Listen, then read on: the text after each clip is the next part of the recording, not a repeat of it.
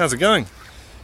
Helio Forge asked me if I had a good wicking bed clip, and to tell you the truth, no I don't. I don't actually have any wicking bed clips that shows how I make them.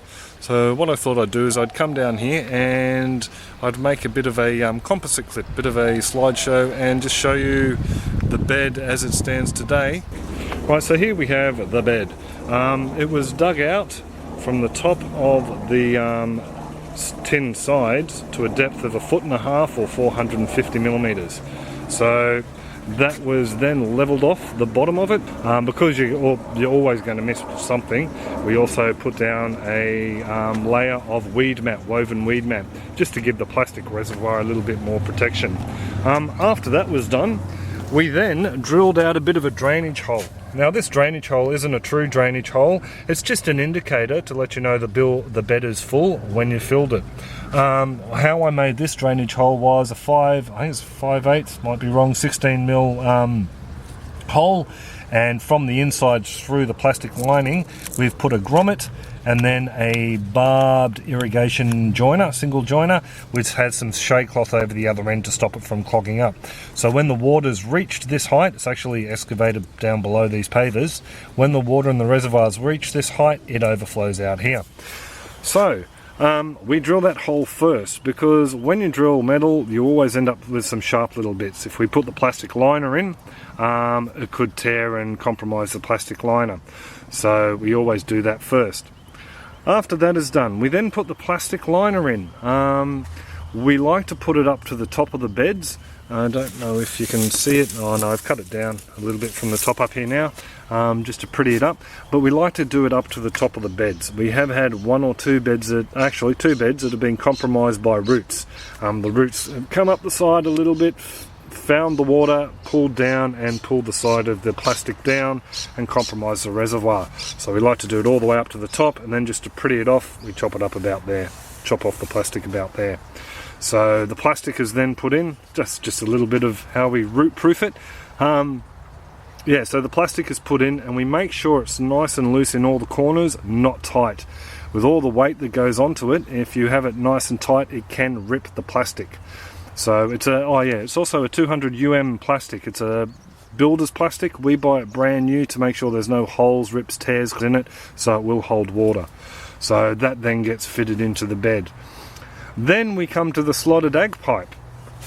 The slotted ag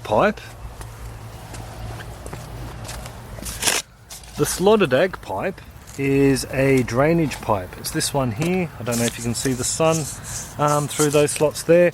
It's a drainage pipe that's put behind retaining walls and in low areas of ground. So what happens is you put the drainage pipe in, some gravel or sand on top. It rains, water doesn't build up because it seeps through the gravel into the slotted ag pipe and gets taken away. So we use that here as a reservoir in the bed.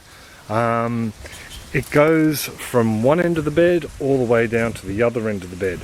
There is a little bit sticking up at the end down here, and that is what is used underneath this soda bottle or soft drink bottle that's cut in half.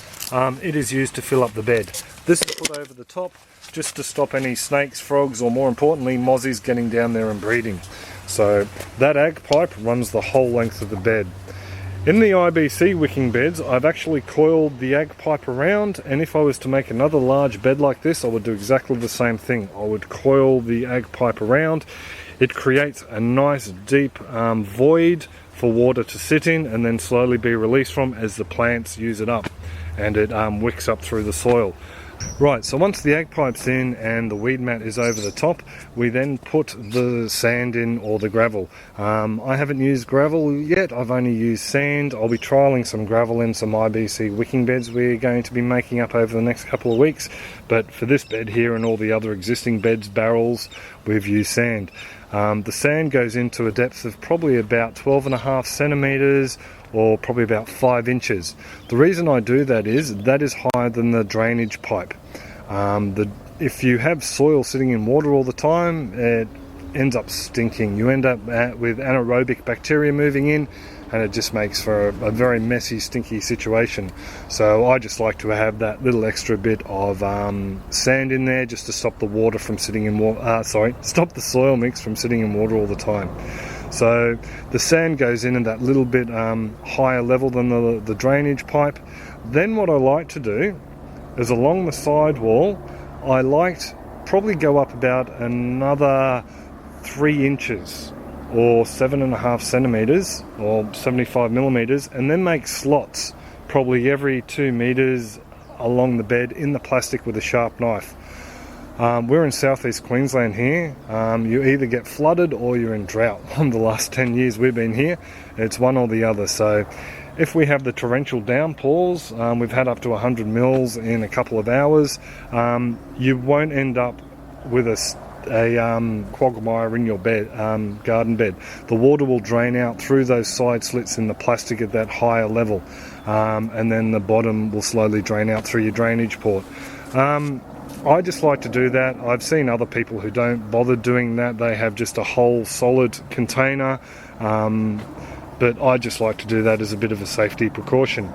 And then once that's done, I'm right to fill it in with soil. I've seen some people use layers of shade cloth in between their sand and their soil.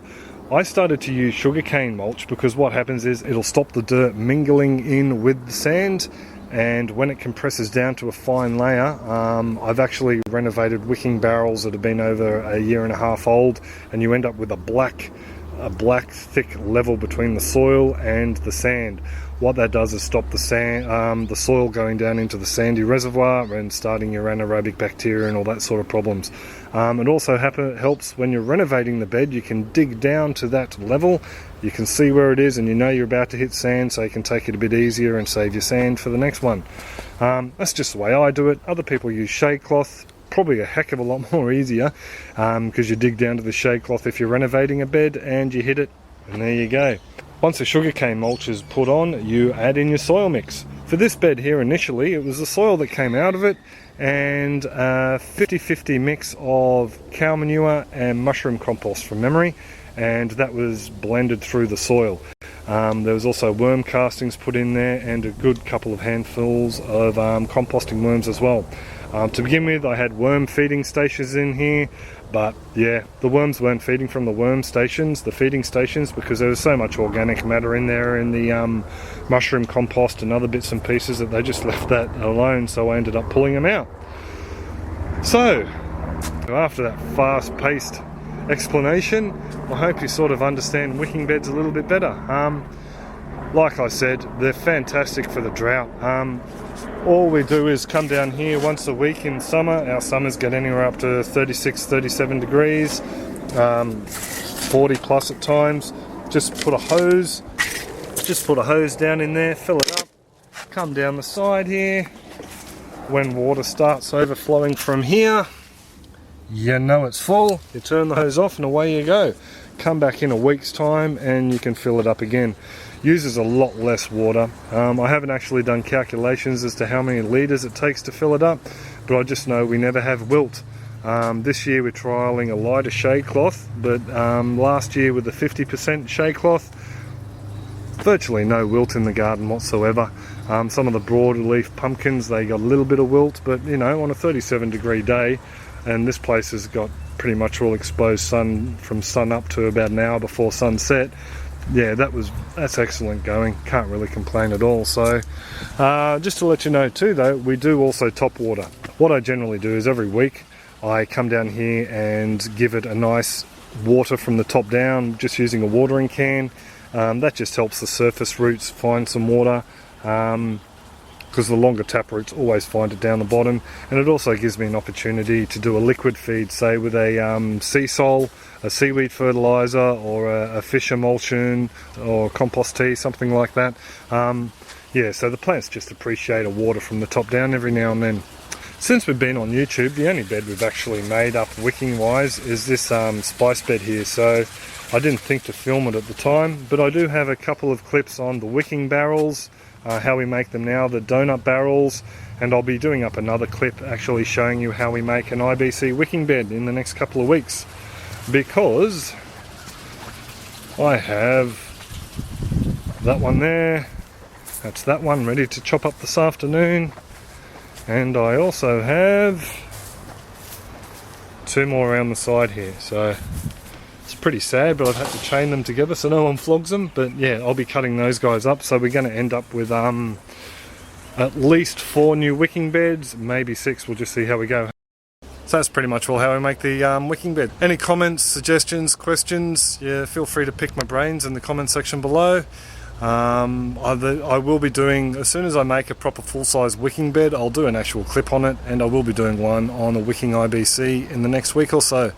So that's pretty much all it for now. Have a great one and take it easy. See ya.